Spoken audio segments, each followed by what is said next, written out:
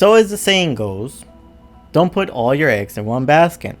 And right now, for Adobe users, this couldn't be more true. So recently, Adobe has been opening cans of worms left and right, thinking that people are not gonna read what they're doing. But working professionals, especially those that want to protect their work, are reading what they're doing. Long story short, some people are leaving Adobe, some are staying, some don't care.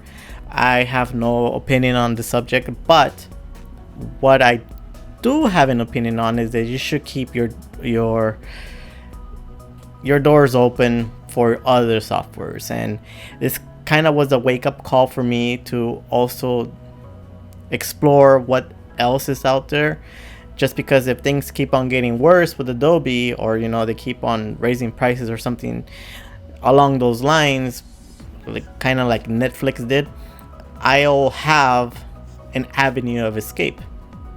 So it occurred to me that what other softwares are there that are vector based, and there's a lot. So I tested 4 softwares. It's Krita, GIMP, Inkscape, A few moments and later. Affinity Designer 2. And out of those 4, only one I can confidently say that an experienced professional Illustrator user can jump into without such a big learning curve. Like, you could pick it up and in a few hours learn how to use it, and it's not gonna be so jarring to the experience or to your work, and then you could probably use it. I mean, I'm not saying it's better than Illustrator. It is when it comes to the terms of service, but the UI is a little bit funky or whatever. But GIMP didn't work. Krita is like more into illustration than anything else. Inkscape, it's pretty good, but the shortcuts are all not there, and the pen tool also doesn't work like how it works on Illustrator. So you are gonna have a big learning curve, but that is a solid software. I think that's good. And my choice of Illustrator replacement is, in fact, Affinity Designer 2. It was surprisingly close. Aside from where the stuff is located and you cannot move it that much, it's pretty close. The pen tool almost works the same as Illustrator. The shortcuts keys on the pen tool is a little bit different, but it's easy to get used to. And I'm sure that that program allows you to modify it enough so that it could work like how your Illustrator works. But out of the box, the experience that I had with Affinity Designer 2, it's pretty good. Take a look. Okay, so here we are inside Affinity Designer 2.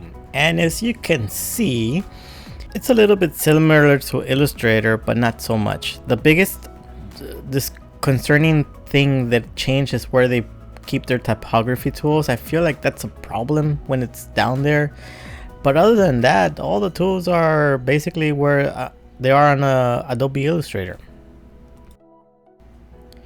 The biggest adjustment that I had to do right out of the box, for me at least, is how the zoom tool works. It doesn't work the same way it works on Adobe Illustrator. It's, I think, a little bit more clunkier on Affinity Designer 2, but again, those things can be changed. Like, you could customize the program to put your own command keys the way you're used to them, and I think it'll be fine. But the pen tool is one of the things that you cannot change on programs.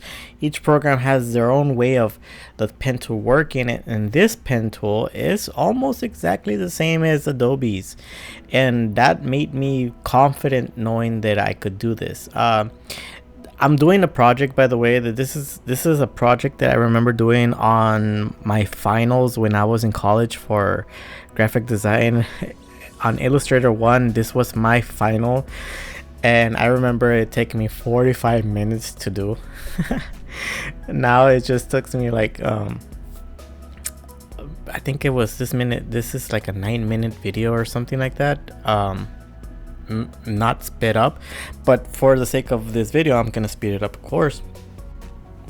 I just want to go over some of the pros and cons of Affinity Designer 2. And of course, these are going to be based on coming from Adobe Illustrator. Because I'm sure if somebody picks up this program from scratch from the start and learns this program, none of my cons are going to be actual cons. So the first thing is that the placement of the things, of your tools, they're all over the place. They're kind of scattered. I've dabbled a little bit into customizing them, but so much the program doesn't give that much customization. Maybe it'll come with a newer version of the program, but so far, as far as placement of tools go, this program gets like a B. It could be better, just so that, you know, because you're so used to having it or having full access to where you place them on Adobe Illustrator, that not having a tool like that on this kind of makes you feel like it's missing something, or kind of makes you feel like it's not such a refined tool. I'm not saying that Adobe Illustrator is a refined tool, but it does give you the option to move around all of your windows and however you want it. Not so much here. This is like, if I were to put a percentage on it, it's like 80% customizable or something like that, something along those lines. Another con is that not all the shortcuts are there. But then again, this is something that could be easily overcome by programming your own shortcuts or having a specialized keyboard with shortcuts and all that. I think that'll be fine. And the last thing that I'm gonna say is that the clipping tool, it is super weird.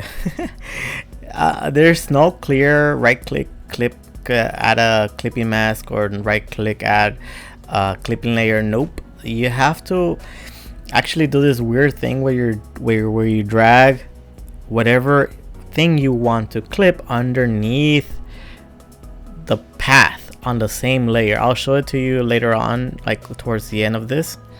Is the easiest way to do this, I think, with the clipping mask.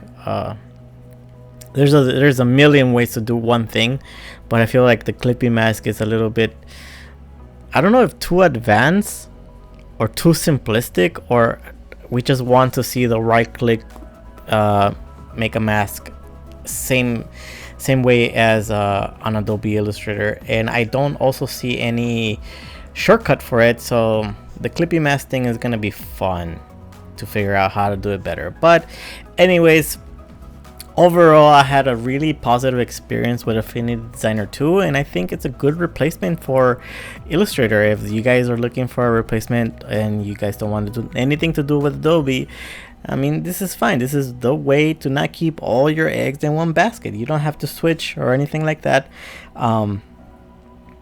But if you do, I mean, you could consider this. I had fun trying a different program, and this is a good experiment.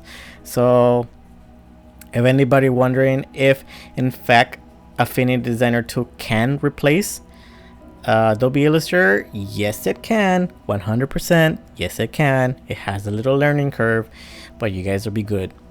And it doesn't come with subscription. It's just a one-time payment.